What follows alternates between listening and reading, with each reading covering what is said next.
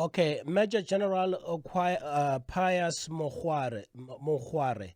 Yes, I sir. I Yes, sir. I appreciate this moment that you're giving us. Over here in the United States, a lot of people already been going to the polls. My name is Cooley. I'm from South Africa. Actually, I live here in Connecticut, and that's where I do the show right now at. And a lot of diaspora community people from Botswana who are living on these shores and all over the world have been going on the polls since yesterday. And I know there's a big elections coming up, and I know that we are with you are supporting Honorable Ndaba on his quest to become a Yes. president. I just wanted to hear from you, from your organization, if there is anything that you would like to share with us about your guys' stance and what you are about as an organization. Yes. Our party is called the Alliance for Progressives.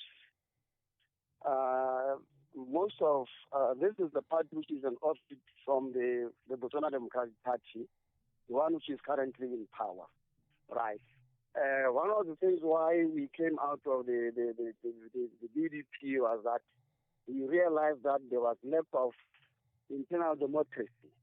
This is during the time when General Mokgware was the president of Botswana. And we also complain a lot about corruption in Botswana. That there is quite a lot of corruption, and corruption in Botswana appears to be institutionalized. You know, Thirdly, we also complain about the powers given to the president. That the president of Botswana, the constitution gives the president more powers than other three arms of governance. As you know, that there are three arms of government: the judiciary, and parliament, and the executive. So we believe that the executive have more powers than parliament. That is why you see that all the oversight bodies, all the oversight institutions, they all fall under the office of the president. And we are saying this is not right, this is not how it is supposed to be. That is why we have this amount of corruption. Because the country, according to our own calculation, is that we are losing about 30 billion, a year in terms of in the form of corruption, which is institutionalized. Like when they do award tenders, they award tenders depending on party affiliation, also depending on the family ties of those who are in power. So these are the things which we are complaining about as SAP. And we think that Botswana should change actually, because now we should have we need to review our constitution wholesomely. The whole constitution of Botswana needs to be reviewed. We also feel that all the oversight bodies, like the Directorate on Economic Crime, they are the DIS, they should all not be under also the president, and so that at least they can be controlled. They can be controlled. Honorable Major General, I just appreciate this response. And actually, to be honest with you, it actually started something that was also clicking in my mind. I've realized that just by looking that Honorable Ndaba Haulate, he's actually a very much of a scholar, a very educated man, a man who has experience, especially here in the United States, and it shows that his education is what drives him. Do you think that because countries like the United States, they've just took an experiment with a man that is coming from the corporate world, do you think that is beneficial for the people of Botswana to take chances with a man who's coming from the corporate world like Honorable Ndaba? Indeed, I think at this particular time, we need somebody like Randaba Hawlat, somebody who understands economics very well, somebody who understands how the economic systems or government system actually work. Because when you look, although he is of much of a scholar and he is much of a coming from the business world, I think he understands, and I think this is what we need for our own country to actually perform far much better in terms of economics. You need Yes. a man who understands economics clearly. You need a man who understands the world view clearly, so that he can actually, manage the country properly. And I think countries like the United States, like UK, or these are sort of opportunities they are supposed to be given to people like Ndaba Haulat, people who have schooled in their country, people who understand issues clearly, people who have not been, dented with corruption. So Mm. that is what we believe the United States is supposed to be supporting people like Rahal, supporting parties like the AP. Honorable Piers, I really appreciate this moment. And then one other thing I wanted to ask you too, for the people of Botswana, because the country of Botswana is one of those countries that has been actually very much looked at in the world as a very progressive country. Because if you look at the numbers of unemployment, it's very low compared to so many countries in Africa. Do you think that changing the way the government is being run right now can actually dent that or can actually interfere with that progress? Well, we definitely believe so. If we can change the way we are running, look at the unemployment rate in Botswana. They are saying that it is at 17% official, but actually it's about 29%. You know, look at the economy. Our economy has depended only on minerals, only on diamonds. You know, and we do not even have any food strategy whatsoever. We depend on that getting from other countries. But we have other minerals also, or not only diamonds. We have coal. We have large amounts of coal, which it can Mm. be used for quite a number of issues. We have uranium here. All those things they can actually improve the lives of Botswana. I mean, people who are about roughly about 2.4 million, you know, with an unemployment rate of 17% or 29%, that cannot be allowed. That we are not supposed to be here at this particular time. So you need people like Rehala who would really like he's talking of transforming the economy, right? Yes. From a one-sided commodity to actually various commodities, even agriculture. We are supposed to be looking at the new methods of agriculture nowadays. So this is what we're talking about. So that is where now Rehalat is coming in, and it is important that Botswana should vote for him and make him the next president because I think he can bring quite a lot of difference to the country. Mm.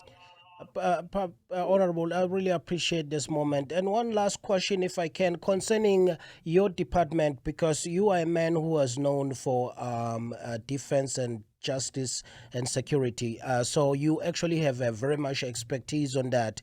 Is that something also that is been a concern to you for the country of Botswana? Considering that what has been going on in the countries like South Africa in terms of immigration and anything like that, is that something that has been a concern for you that you would like to change differently? Yes, it is. When you look at a country like this one, a country which does not have a defense policy, a country which does not have a defense strategy, right? But when you look at the budget of this country, the amount of money allocated to the defense force, you see, that money goes to only few people who act as agents in the country. The Yes. budget is so a few people are benefiting, and this is not right. Wherever you find that only one family, like General Kama's family, used to benefit alone in Yeah. all the tenders for all the defense force for whatever reason. Look at the wildlife. We need to change the way we do our wildlife management, more especially poaching. Right. Mm.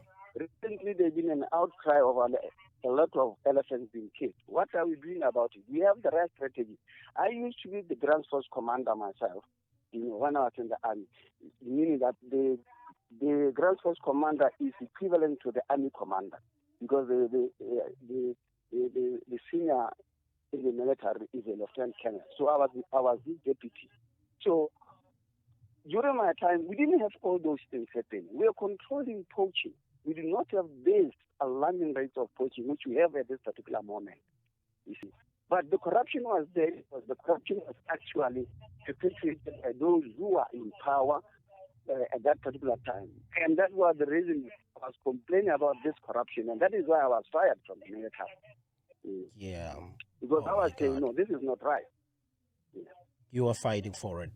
I really appreciate this moment. And another thing too that kind of just got into the airwaves here in America, and it was actually a podcast that was done by a public radio station up out of Chicago. They went to Botswana and they actually interviewed a lot of people about the relocation when it comes to state employees, especially the teachers, where or even the people in the military, where this year you're working for 2 years in one school or one place, and you get relocated into other places. If I'm not mistaken, the idea behind that was to familiarize people with other tribes around the country. It actually became a really popular podcast over here, which was done by the radio station out of Chicago. And for me, who's South African, who's not familiar with this, it actually got my attention.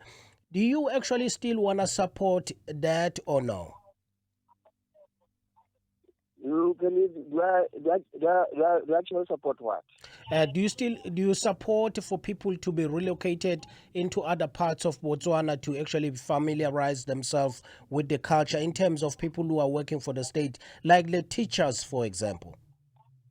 Okay, like teachers and so well, I think if we want to unify the country, and then we want to share the culture of the country.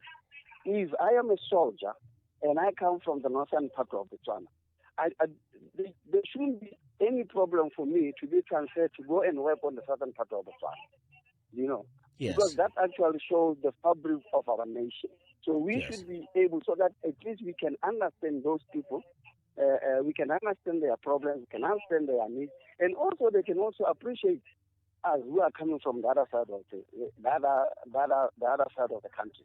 Just like what is happening in the U.S. I mean, I schooled there in the U.S. I've interacted with the U.S. military quite a lot, but they were still they're being unfair. Like when you see that, like in the U.S., I think people have been rotated almost every 2 years, right? Yes. Been taken to the other part of the country. So that is, I think to me that is healthy. That is good for the country because at least we share, we learn from each other. Thank you so much, Honorable Major General. I really appreciate this moment that you've given us. And is there any last words that you want to say to the diaspora community, especially the people who are out in our shows who are going to be listening to this, and just so they know that you are trying to take the country forward? Is there anything you want to say to them? Well, I just want to say to the people out there in the U.S. that, sometimes what you see being portrayed about Botswana, let's say they talk about less corruption. When you come inside the country, you see that corruption is there. It is institutionalized, more especially when it comes to tenders. So I want to say to you out there is that we are the Alliance for Progressives. We are a very progressive party with a lot of people who have a lot of understanding about governance, and we would like to interact quite a lot with them so that we can share quite a lot with you. Like today when you are talking, when now I'm speaking to you, so they are free to sort of interact with me, people from various organizations, those who are interested in issues of policy, issues of governance. You can share with them my phone number. I don't have a problem. I really appreciate you, Honorable Major General PIUS Mokgware. Thank you so much for this moment that you've given us. We're looking forward to see what happened with the elections, and good luck to you and the Progressive Party, the Alliance Progressives. I really think you guys are spreading a good message out there because we are in 2019. The country need to move forward like all the other countries. Thank you for this moment. Thank you very much. You're most welcome. Thank you.